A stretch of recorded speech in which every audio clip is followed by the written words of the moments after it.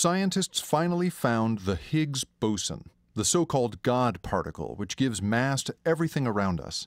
It helps confirm that the theories of physics they'd been relying on all this time are largely correct, so that's good.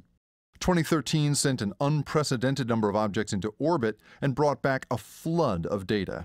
The satellite Gaia, which launched in December, is about to chart the position of 1 billion stars in our galaxy, assembling the first 3D map of our surroundings.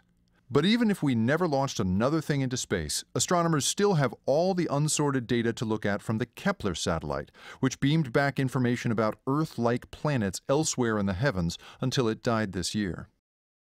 Meanwhile, delivering things to low Earth orbit is about to become a largely private industry in 2014, as companies like SpaceX and Orbital Sciences take over supply runs for NASA. Billionaire Richard Branson hopes to launch the space tourism industry with the first commercial flights on his Virgin Galactic line. And don't forget, we still have a rover wandering around on Mars. It just found a dry lake bed that might have once supported life. India's probe is due to reach Mars later in 2014.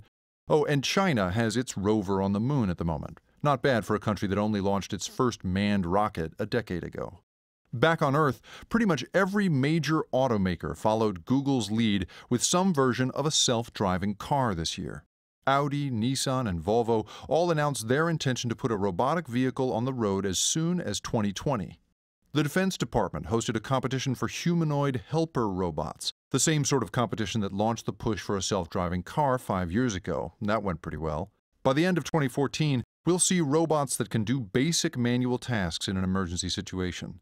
Also, by that time, the FAA is supposed to have figured out what rules apply to private drones, like the delivery versions that Amazon showed off this year.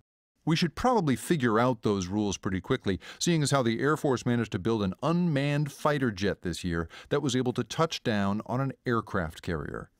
Let's just say that in 2014, the skies will be full of robots. Jacob Ward, Al Jazeera.